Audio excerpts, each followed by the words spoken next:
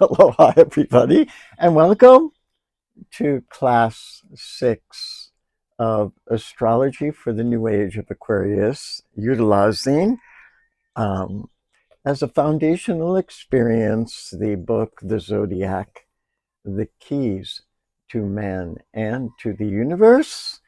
And this was compiled through the improvised lectures of Omraam Mikhaël Aïvanhov, given from the periods of 1937 through 1985.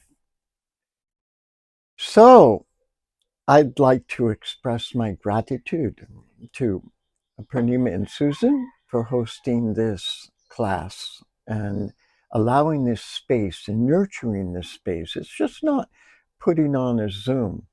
They've accepted to nourish and to foster this space during the week so that when we come together, that there is a presence. And I just want to honor that. And thank you so much for it. And I'd like to honor my wife Greta because of the extraordinary work that she does as a soul and supporting this class and the on the physical plane, the diagrams. And Greta, could you just come here for a second, that we can just see your physical presence on the screen? Are you there? Yes, she's there, and she's going to come. She took off her sweatshirt because she wants to be beautiful. There we go. Okay, thank you, Greta. And why? Because just seeing that first image of this angel, this feminine soul that's pouring these currents, these emanations of Aquarius onto all of us. We're being constantly immersed and showered in these vibrations, emanations, and radiations coming from the universe, coming from Aquarius, and constantly raising our vibrations. I just look at that as when you come to this class, you're seeing that, and I just go, wow, that is absolutely extraordinary. So thank you so much for your work, Greta. And once again, I'd like to express my gratitude to all of you that have come physically now to this class and that are supporting this work, supporting this journey, and how you're able to radiate this out to everyone you meet, whether that's physically or invisibly, and all the different souls on this planetary collective journey that we're all on to receive and embody this higher state of awareness. So thank you all, and I just have so much appreciation for all of you. So I'd like to invite us now to just for a minute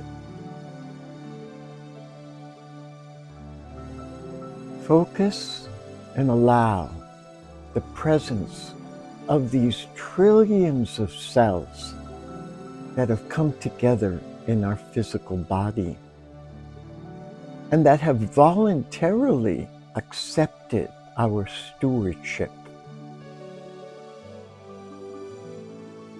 And as we nourish each one of these cells, these intelligent, conscious beings that are constantly receiving energies from the universe, and the energies that we provide, whether that be through food, the physical substance, whether that be through water, air, the light, our thoughts, our emotions, the etheric and ethereal energies around us and in us. These cells have come together all and are working to maintain this physicality, this extraordinary universe in which they live in. And I'd like for us now, if we will accept, to feel into each one of these cells, these trillions of cells, and just feel their gratitude that they have for our stewardship. Feel their gratitude that they can participate in this physical experience and this journey of a soul within this universe. And how much they're overjoyed to work together to maintain this constant miracle of creation in which we call life.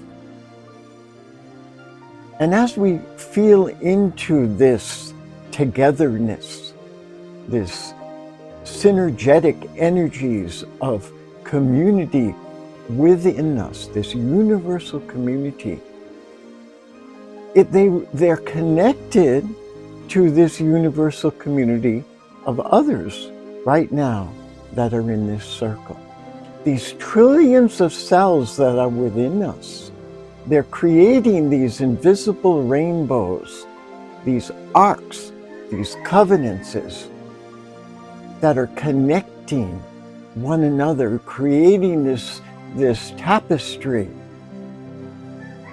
that is beyond anything we can possibly contemplate. And as these trillions and trillions of conscious, awakened cells connected to this experience of life, they now open up and embrace this universal consciousness that our dear Mother Gaia, the planet Earth, is holding. And these trillions and trillions and trillions of cells now become a number that is so extraordinarily big that it goes beyond anything we can possibly imagine right now. And that we are physically, in this physical moment right now, participating in this awakened conscious state of all these cells and their contribution to maintaining this extraordinary being that we call Earth. And then the Earth itself, composed of these trillions and trillions and trillions of cells, it's just a tiny little cell within this solar system in which there are so many beings that are composed of the thousands and thousands and trillions of also these awakened cells, conscious realities that are interweaving and interconnecting, that are maintaining, transmitting, discovering, creating this amazing journey of creation. And as we feel into this, we realize that each one of our cells, as a conscious living being, is connected to the source of all of life.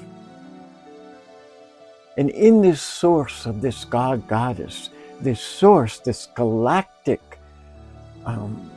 energetics that's conscious and composed of infinite life particles, we realize that we are a part of this ongoing creation and that we've never, ever been separated from this miracle of life. And in that, there's a feeling of gratitude, of contentment, of joy and peace. And we then thank all these cells for allowing us right now to take our next breath.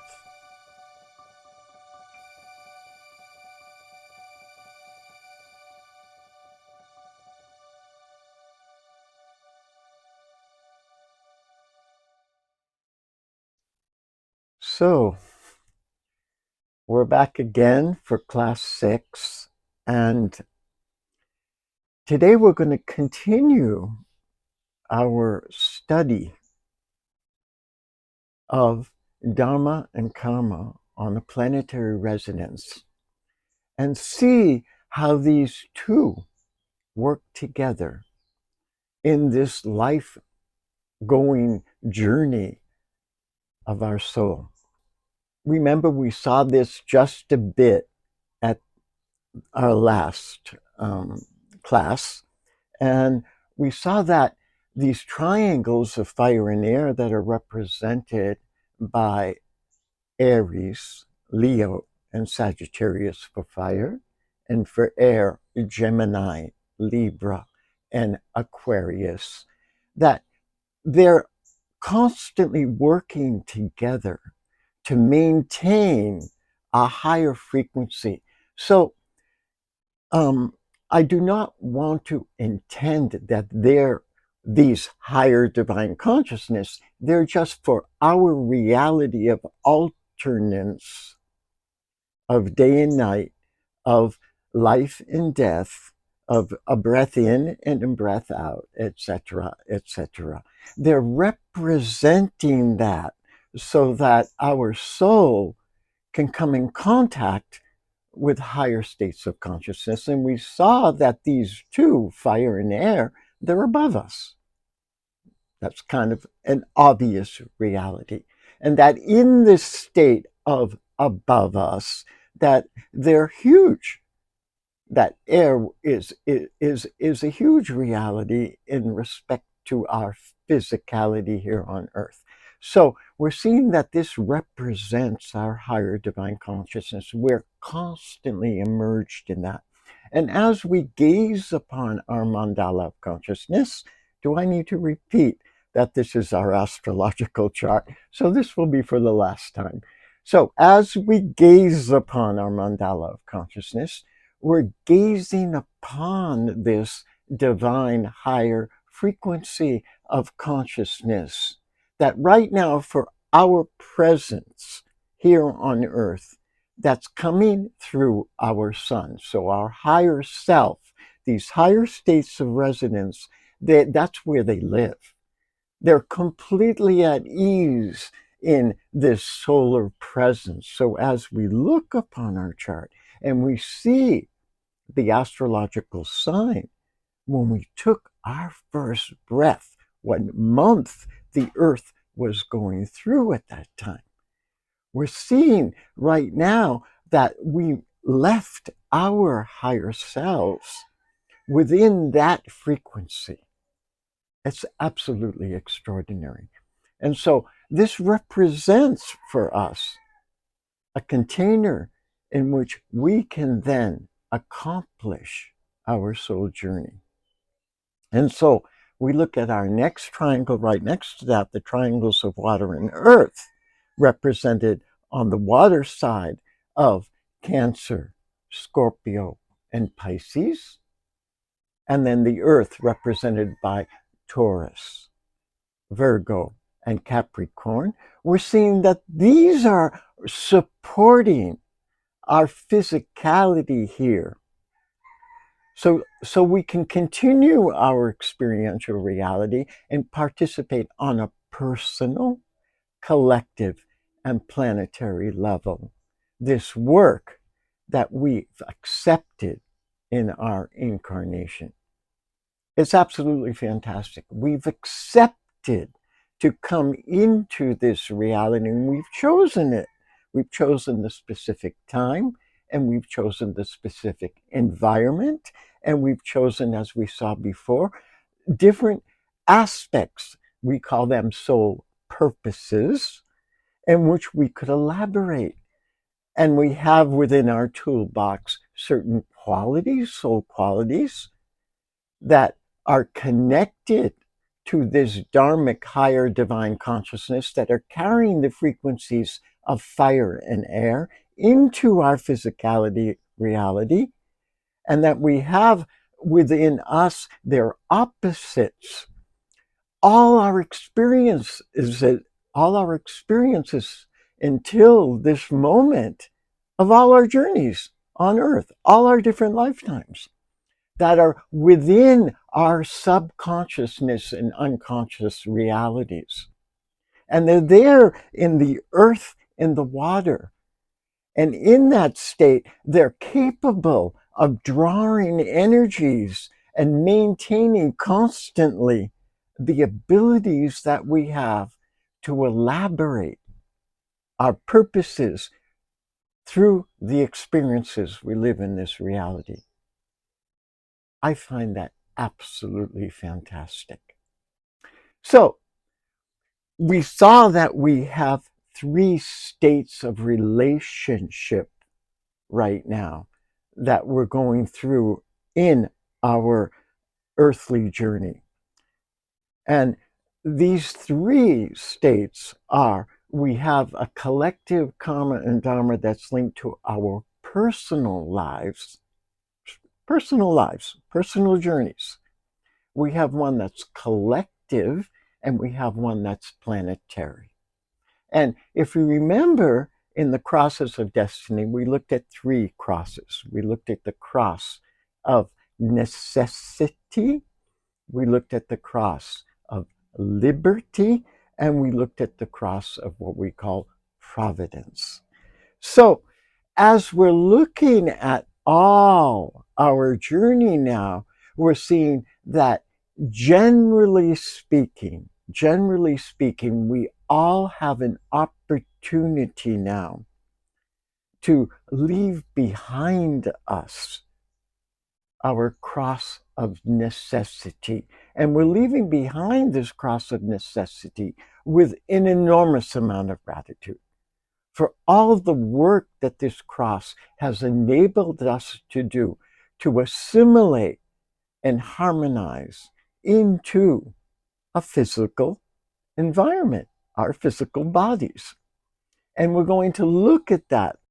So you can look at this personal karma and dharma and what are the signs that they're linked with, and how, as you look at your mandala consciousness, you can get a feel of where they're positioned little by little. So all these different classes has a one single goal, is that we are consciously working with the universe.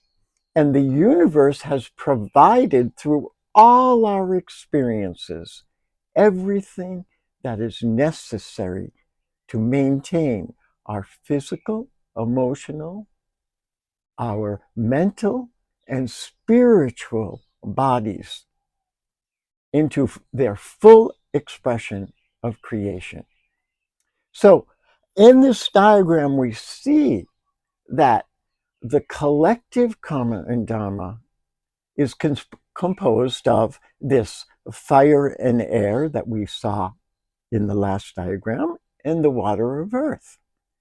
And in this fire and air, we're receiving this radiance and this expression, this ability to create. And so this is what we're moving into. This is the age in which we're moving into. And in order for us to move into this, we're being asked now to attune our will, so our personal karma, what we've edified so that we can survive on this planet. You see? We're being asked to edify our will into this light body of who we are on a heart level. So we're bringing our center of consciousness of our will, found in the 2 lower chakras, into our solar plexus and into our heart. This is an extremely important work that we're all doing collectively. And so this is taking place through our feeling body. We feel things now. We no longer just act to survive. We've awakened into a conscious feeling creation that's expressing itself within and without. And in that, we're facing on a water earth level this intensity of life, this passion, this desire that we have. And that's being awoken constantly. And the sources of that find themselves on a collective level. And we're being asked to draw from that intensity, draw from these desires, and turn them into light exactly the way the plants do here on Earth. They're drawing from an earth, and they're allowing that to participate in the photosynthesis to create this reality, this physical reality that's absolutely beautiful that we live in. So, in that, we're also being asked to look at, okay, so what do we possess and what do we lack? So, what do we have at our disposition and what's missing? And in that, open up our hearts to know that we live in a universe that's providing that constantly, that what we possess on a physical plane does not have within it a possibility to maintain its existence. It needs the support of the universe. So this is how these two work constantly together. So we're now leaving this domain of the personal karma and dharma, in which we've convinced ourselves completely that these forces of karma and dharma are working against each other, that they're enemies, that karma is evil and dharma is good, that there's a God that's there representing the dharma, and there's this devil, or whatever we want to call it, that's representing the karma, and that these bad actions and this evil is constantly fighting and opposing this creation, this benevolent, extraordinary being. We're graduating. All of humanity is graduating, even if it doesn't look like that outside of ourselves. In the collective field, we're graduating. And this graduation is taking place in our hearts. In our hearts, there's this merging that's taking place between dharma and karma. There's this comprehension. They're like old friends meeting one another and going, my goodness, it's good to see you. And so in that, we're able to see that all our learning experiences have supported this moment right now. It's almost incredible to understand that when we think about civilizations such as Lemuria and Atlantis, that, generally speaking, there's a large amount of collective consciousnesses and souls that recognize that these existences took place. And not only that, they've been able to remember and retrieve the soul memory of those existences. And they've been able to bring that forth and share them with us. They've disappeared. Civilizations. And so as we bring this into our heart and we bring in this feeling, we can only look that this is one of the most extraordinary gifts that the Age of Pisces has offered us. It's offered us the possibility of forgiveness. that on a planetary level, through this forgiveness that's taking place in our hearts, that we're able to forgive all these actions in which these amazing civilizations have disappeared, and that humanity then needed to go through a different journey in order to assimilate other experiences. So this is extremely important because we're going to enter into now one of the most extraordinary personal works that's taking place in this transfer or this graduation from a personal karma and dharma relationship into a collective one. Now, we don't leave our personality, our personal collective and dharma. We're here on earth. We're in a physical body. We do eat, we do drink, we do act, and we have this possibility to do this consciously. That's what's happening now. And so, in order for us to do that on a personal level, there's something that happens. And this is why this cross, I brought this cross up, is because on the Toro and Scorpio level, in order to access this collective karma and dharma and pave the way that collectively we become a container, a grail, a chalice for these extraordinary energies of Aquarius, in which everyone will live in peace, harmony, will be one happy, big, fat family. It's just extraordinary. And as we're able to cultivate that consciously within us, that we're all sisters and brothers, whether we're in a male body or a female body. It doesn't matter. On a soul basis, this is one of the gifts, and we're going to look at that perhaps a little bit later on, that these polarities are necessary for this alternance in which we live in. So, in this axe of Taurus and Scorpio, there lives a collective being that has held a name that is very well known in the esoteric literature. And this we can find in the mandala of our consciousnesses. And this collective being is called the guardian of the threshold. And the planetary resonances that are holding that are coming through 3 different planets. So on a personal level, they're coming through the moon, in which the moon is exalted in Taurus.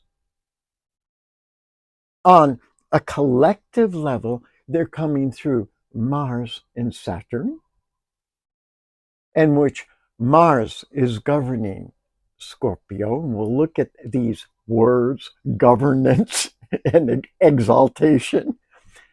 And then on a planetary level, it's represented by Pluto, which is, you could say, the octave, superior octave found in Scorpio.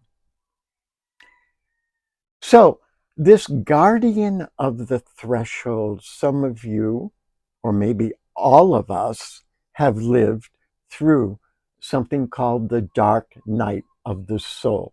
It would be wonderful if it's just one night, isn't it?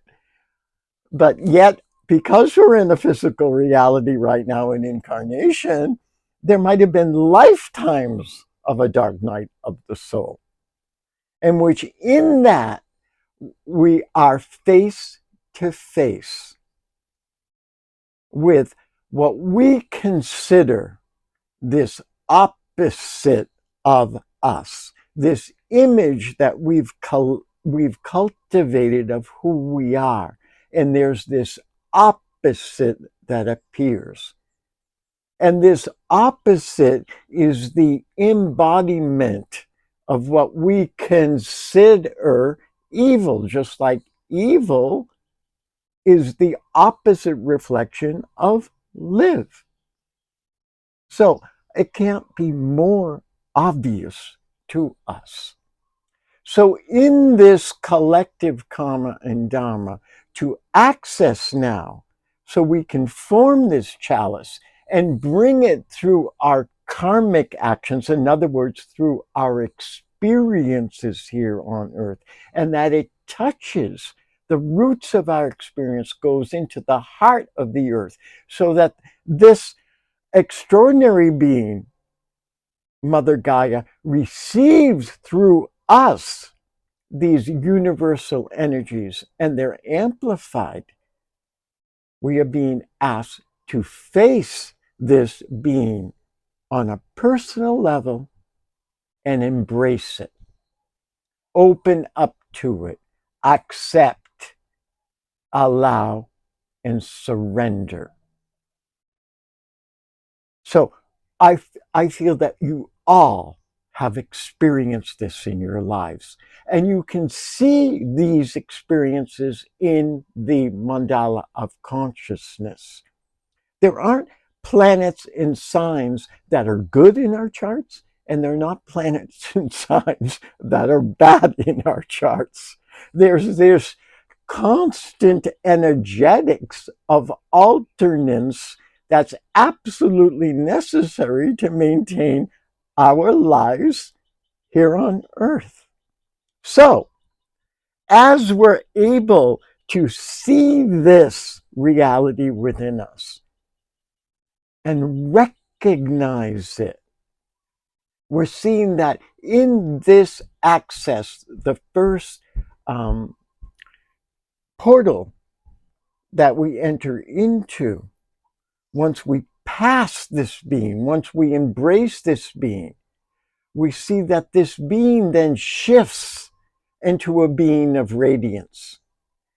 Instead of becoming a being that's imprisoned, that's contained within these emotions that are constantly pulling us apart, this enraged bull or this poisonous Scorpio that's there lashing out, suddenly this is transformed into this extraordinary being of light, of the sun, that's pouring forth this cosmic energy of Aquarius.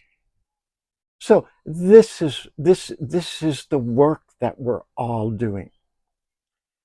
This is the work that we're invited to doing. And as we're able to do this on a collective level, then the next step, obviously, will be on a planetary level. And in this planetary level, then we start this extraordinary work of the two principles of masculine and feminine. So, in these planetary resonance of masculine and feminine, so in this diagram, we're seeing what I talked about before, this principle of governance that offers us stability. So each sign has a planetary resonance in which it has this stability, in which it can bring forth these universal resonances and form this collective organs. Remember the first class in which we read from the book, the Zodiac, in which this example was giving that these universal forces created the organs in our body, and these organs in our bodies are composed of millions of cells that are working together, and they create this stability. So it's the same thing in our charts.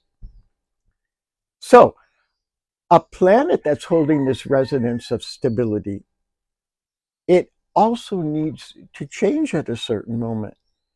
So it also needs to leave its territory of stability and have a possibility to go through other experiences. So we see across from that this term exile. So there are planetary resonances that are found in astrological charts that are asking us to leave our familiar territory.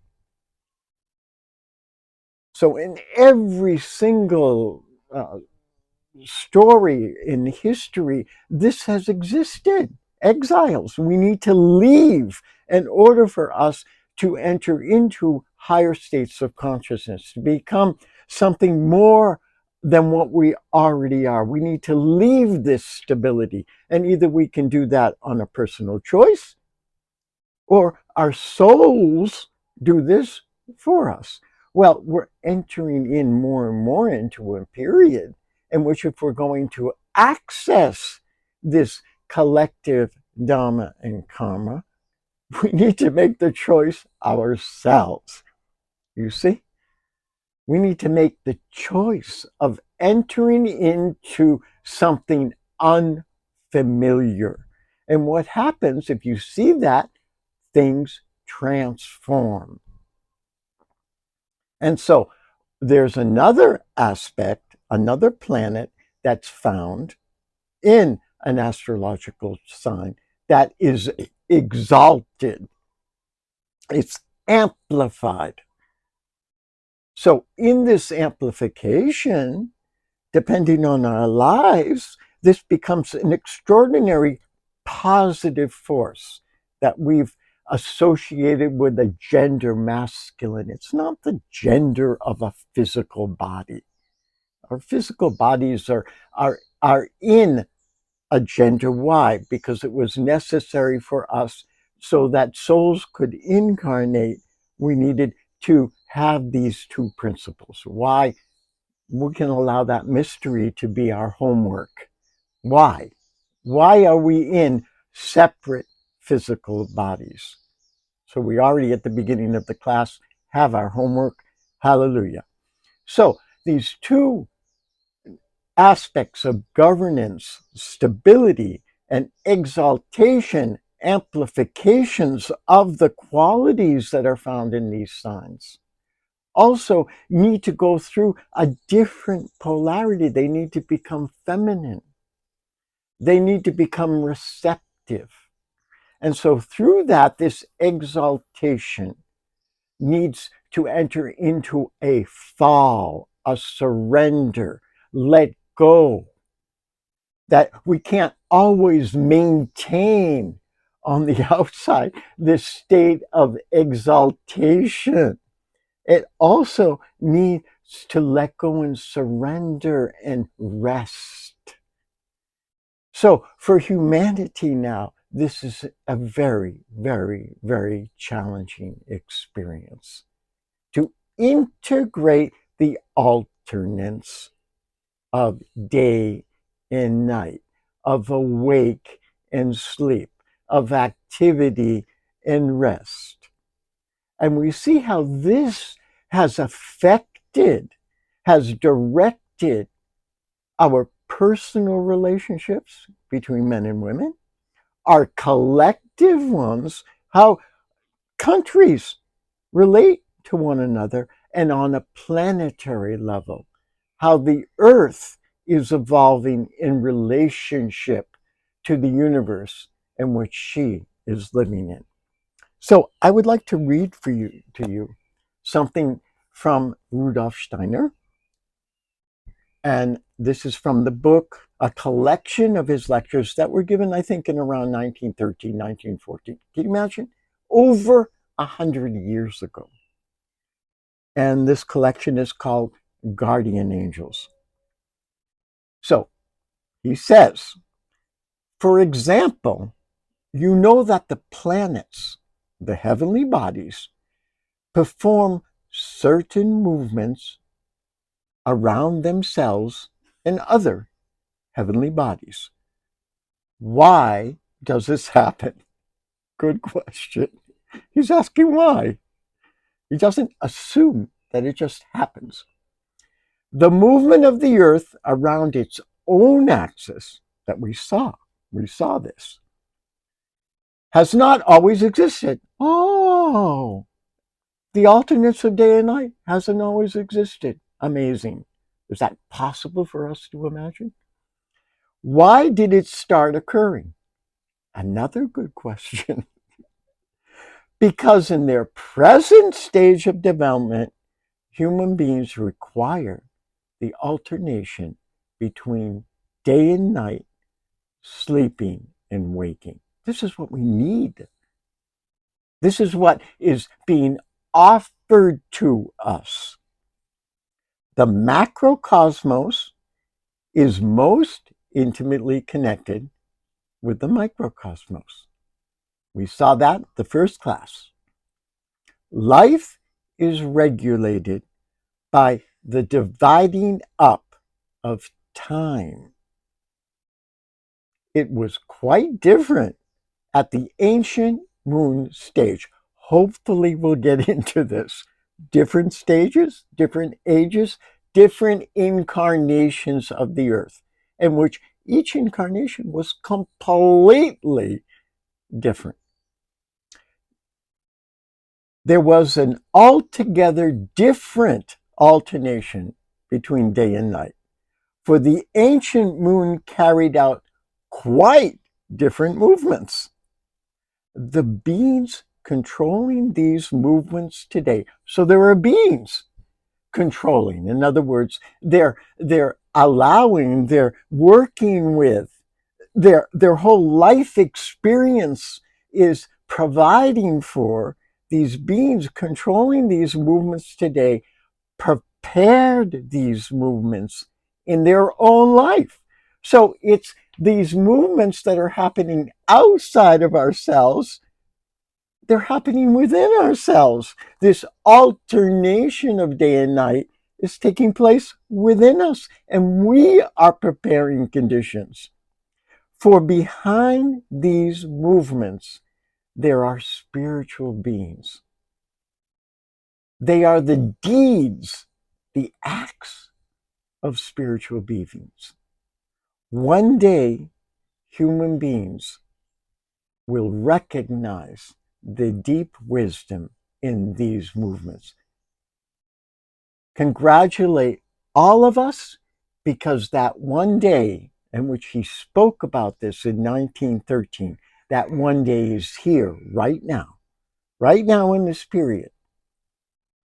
Right now, we're recognizing that everything around us, everything that's taking place, whether that be the tiny flutter of a leaf on a tree, or these extraordinary movements of constellations, are the result of the acts of spiritual beings in which we can connect to, and we can get to know, and we can recognize. The angels and archangels are regulators of our evolution. Oh, we saw that. Remember? I think it was class 4. We saw that. The angels and archangels, the moon and Mercury, the angels and archangels, they regulate. The forces that work from incarnations to incarnations. So they continue to work. It's not like they're just working in this lifetime and poof, they disappear. Everything around us is continually going on. It's not because our physical bodies disappear that our existence ends. We continue our journey. And can we retrieve that? Absolutely. It's in our mandala of consciousness that drive human beings forward so they do not mummify. Mummify. This is the action of the moon. If the moon did not have other planets, everything would be mummified. Are the regulators of the future periods of the rotation of Jupiter. In other words, he's talking about the future rotations of Jupiter as the next incarnation of the Earth. The next incarnation of the Earth will be called Jupiter, not the planet Jupiter. Spirits of this kind, who are above human beings, because we in the alternates, above and below, obviously, and regulate human life, are therefore called spirits of periods of rotation. I just find that absolutely extraordinary. Can you imagine? There are spirits, beings of periods of rotation from the tiniest particle. The blood that's flowing in our body. Can you imagine? So Rudolf Steiner says, and Omraam World says the same thing, that it's not the heart that moves the blood in our system. It's the soul that's working through the heart that's flowing this movement. And that behind our soul, there are cosmic beings that are associated, that we call universal soul. That's not just this thing, that's composed of millions and millions of beings. Because their deeds, so the spirits of periods of rotation, because their deeds come to an expression at a later time in the periods of revolution of heavenly bodies. So our actions, all our deeds, our actions are not immediate. They accompany us. Welcome to karma. They don't happen right away. So in our attachment, our obsession to our physical bodies, we're obsessed with this right away. And it's not enough. It's not enough. It doesn't go fast enough. The realizations can't happen fast enough. They're too slow. Yet in reality, the whole universe is based on service. Life is maintained because we're offering something for later time. Time not on a physical level, but on a dimensional reality. We're preparing conditions for not only ourselves, but this collective soul expression that will come after us. So as we're able to honor that through this extraordinary quality of forgiveness that the Age of Pisces has given us, that we've been working with for the last 2,250 years, we're now ready to move on. We're forgiven. We're ready to accept everything that's taking place in our personal lives. In the way in which stars move today, you can see the results of what higher beings did in their time. And in present day humanity, you can already direct future periods of rotation. Isn't that extraordinary? That everything we're doing right now is preparing the future states of rotation for others. In other words, us and others, of these souls that are incarnating. So these future souls, these rainbow children, these starseed children, call them what you would like, they're asking for different periods of rotation. They're asking for a different movement. Welcome to the pole shift. Who's doing the pole shift? Is it all these things outside of ourselves?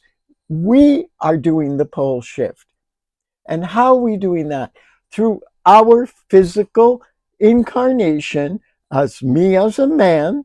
I'm shifting. I'm not just a man, I'm also a woman. I'm working with the different polarities within me. And that's shifting the rotation of our Earth. And as millions of beings do the same thing, these poles are shifting. And we're preparing other conditions of these beings that are incarnating, because they're not incarnating in a duality of masculine and feminine.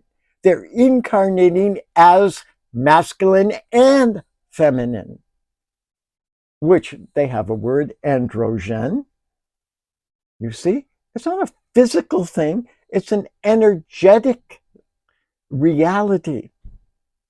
Because we have prepared the future periods. So give us all a pat on our back. This is what our karmic personal experiences have provided for. They've provided for this. If we learn to observe cosmic space in this way, then it becomes filled with tremendous spiritual life.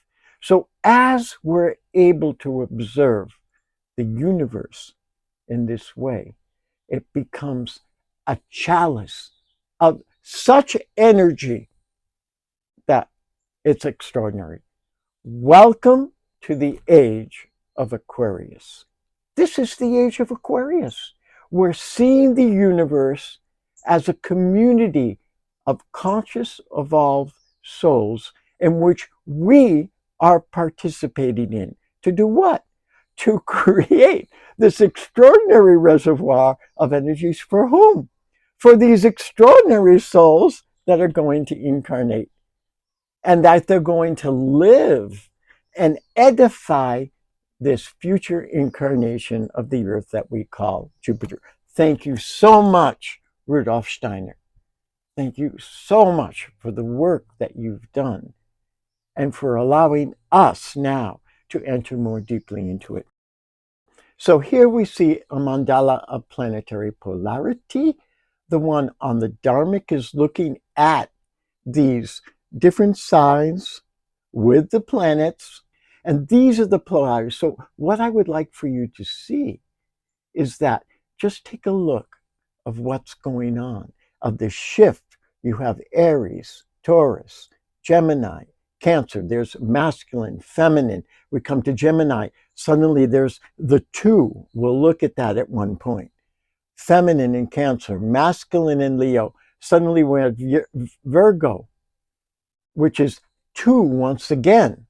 This service and then the organization, the ability to organize with our mental body. And then suddenly we enter into a shift in polarity in Libra. It starts with feminine. So in this direction that we're moving in, this direction of Aries towards Libra, in the bottom of the mandala of consciousness, in reality, this represents our inner reality, our inside of us. The inside of us starts with the masculine presence. And what have we done in this stage of duality? We've projected this outside of us. And we've convinced ourselves that outside of ourselves is a masculine emanation, that it's been created by a God that's masculine, and that all our governments, all our organizations need to be reflected in a masculine form. Yet, in reality, this is taking inside of ourselves. And then once we reach Libra, suddenly we start with the feminine. So it's the feminine that starts its manifestation. So if we look at the triangles of karma, then we see the planets that are linked to exile and fall. And all this you'll be able to study and just think the joy that you're going to have, because you're going to look at, now there's no more names for the astrological signs and there's no more names for the planets. Yippee! You're learning symbols. You're learning a new language. And in that, there's something that's happening with our soul. There's something that's happening because we're linking ourselves up with these archetypes. So in the karma, it's the contrary. In Aries, we're starting with the feminine expression. And outside of ourselves, it becomes masculine. So our planetary journey now, that's what karma is. We've started with this inner, and then our outer is masculine. We're starting to, in our dharmic realization with the age of Aquarius, we're shifting that. We're shifting the poles. We're shifting our polarity. Everything changes. And so what happens? We're confused. We don't know who's male and who's female. Everything is confusing. And as we desperately want to hold on to these identities or desperately want to change them, obviously, there are things that happen that show that they're not sustainable. This is all happening around us. They're natural processes. So, this is now showing us in relationship to the rotation of the Earth, the positions of the houses. So this is going in an opposite direction. So these are all words that are linked to the language of astrology. Remember, the study of astral light. These are natural cosmic principles. So we have in our house positions, which means in our life, we have things that are called angular. We have things that are called succescent, and we have things called cadent. So these all have different processes, and you'll be able to look at this and what they're linked to and how they work. And as you look at your chart, you're going to see these energetics. They might find themselves in an angular position, but in fact, it's with an astrological sign that's extremely mutable that we already talked about. So in this position of power, this power is in change. It's not in starting an action, which a cardinal sign is in this position of angular. So I'm utilizing natural astrological terms. Excuse me for those that don't understand, but you'll be able to listen and watch the classes again and be able to enter into this more deeply to penetrate into these cosmic principles. So angular is looking at power. How do we access our power? Succedent is looking at how do we transform this power into all the different activities in our lives. And then cadent is saying, okay, well, this power needs to be let go because we need to access other expressions of it. Okay, so these are the 4 archetypes in human evolution. So you'll be able to see this. We have the ruler, the governor. We have the lover, we have the priest, and the warrior. Okay, so this has been, in psychology for the last 150 years, 200. We know this. This has come from civilizations. These are different facets of a human being. So you'll have all this, and you'll be able to study that. So I just want you to see the work of Greta. This is extraordinary. So all the planets are represented. The signs are represented that are holding those energies, and the moon, which represents our ego, our personality, that changes, that reflects, is in the center. Oh, do I love this diagram. The symbol of Mercury. So this is the age of Aquarius, this symbol. Really, this is the key. Look at this symbol. This is our key. Has this symbol just arrived today? No, it was edified on a collective level in Egypt with the caducée of Hermes, caduceus of Hermes, by this extraordinary being, Hermes Trismegistus, called Hermes, the master of 3 worlds, that offered the keys to ourselves and to the universe. Exactly what the title of this book is called. This symbol. So this symbol has the moon, our mother, our soul, the father, the son, our spirit, the physical body, the earth, and it is Mercury, the child. We are the result of that. So it has this sacred trinity that's there. And this is the new age. So to go from a physicality of dharma and karma and into a collective one, we're leaving the sphere of duality and we're entering into eternity. Hallelujah. We're forming a family. We're not just stuck in duality, but we're all creating the mother, father, son, daughter within us. Yay! So you'll be able to look at this symbol.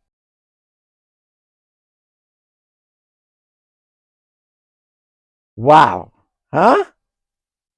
So in this chapter that you were asked to read for this class from this book, Omraam Aïvanhov offers different alchemic symbols.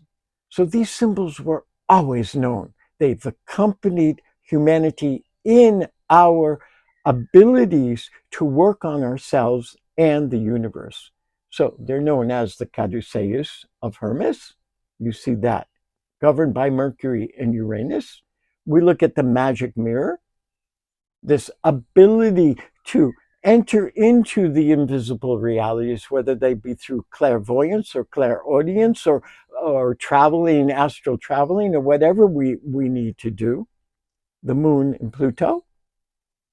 And then the Philosopher's Stone, changing everything into light. So Omraam Ivanhov gives this example. He says, we live in a world. If you think that you're going to be accepted by everyone that lives in the world, good luck. There are people that are going to throw stones at you, not because they're angry or they're bad people. It's just because this is the work that humanity is doing. And so he says, what I do, I possess the Philosopher's Stone. So all these things that people criticize me for and throw stones at me, I gather and I change them into light. I change them into precious stones. So this is governed by Sun and Mars. And so now we're entering into the universal panacea. Isn't that beautiful? Look at that. And governed by Venus and Neptune. And we're looking at this rejuvenation, constantly renewing the life forces within us. They're not stagnant.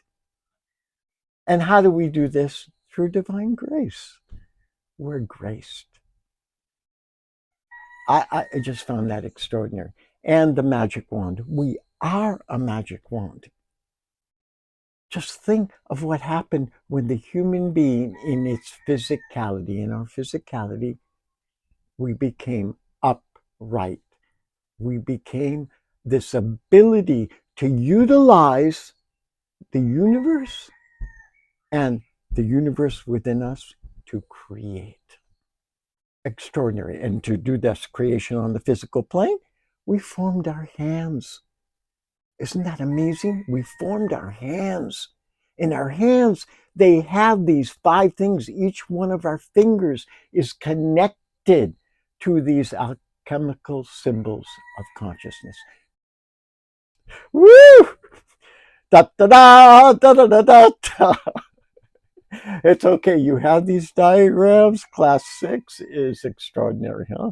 We've entered into many different realms. All this you can see in your mandala of consciousness. I haven't invented anything. So Omraam Ivanhov, in the chapter they read, just mentioned the different ages. Well, this is one of the principal works of Rudolf Steiner. Everything, almost every lecture he gave, he referred always to the different incarnations that the earth has gone through.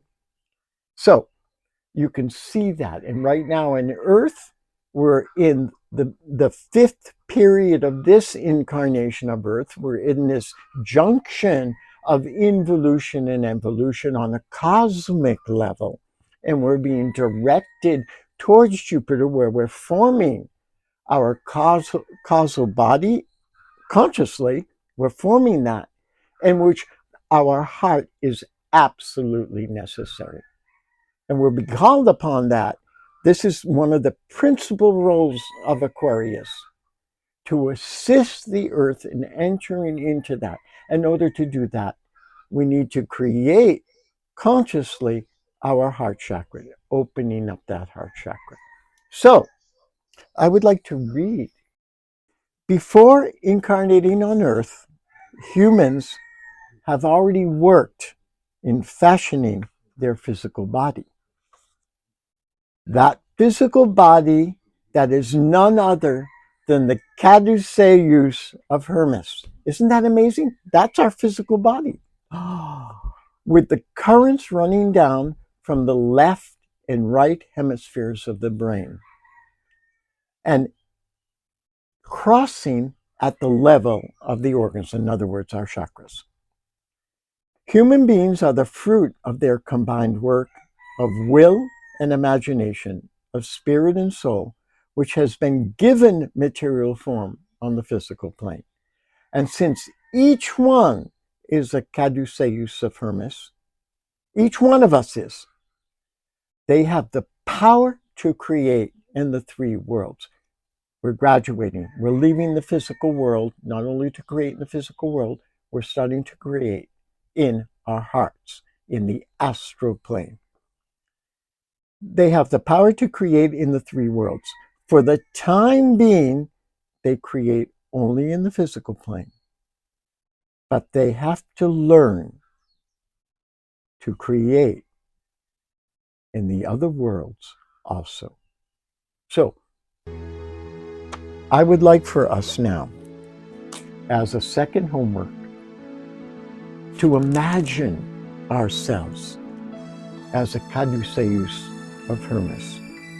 And I would like to invite each one of us, as we gaze upon other souls, other human beings, to see them as a caduceus of Hermes, as conductors of divine energies, circulating their different centers. And each one is a key to this new age of Aquarius. So imagine now that we are this caduceus of Hermes, that we have the capacity now with this key to unlock and open up the doors, these 12 doors of our being, so that we can receive this universal energy that's coming from the source of God, Goddess. And as we imagine this extraordinary symbol of caduceus of Hermes, we're seeing ourselves as a divine child of spirit and of our soul, the universal soul. We're seeing that this caduceus of Hermes is the union of these two divine principles, masculine and feminine.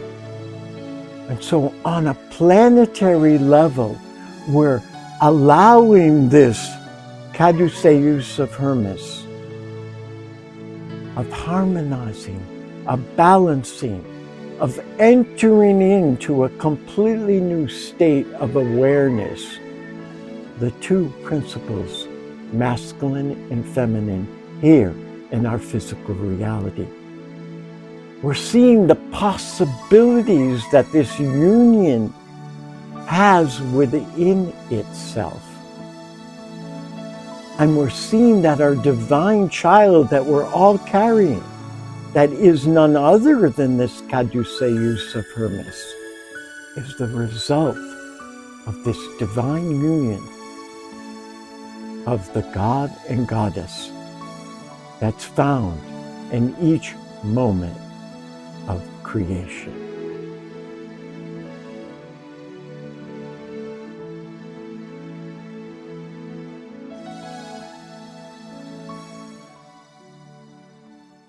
Mahalo for joining this class 6, and class 7 next week will enter into the planetary, on a planetary level, these two extraordinary works of the 12 tribes of Israel. Obviously, it's not the country Israel, and the 12 extraordinary tasks of Hercules, this disciple of who we are.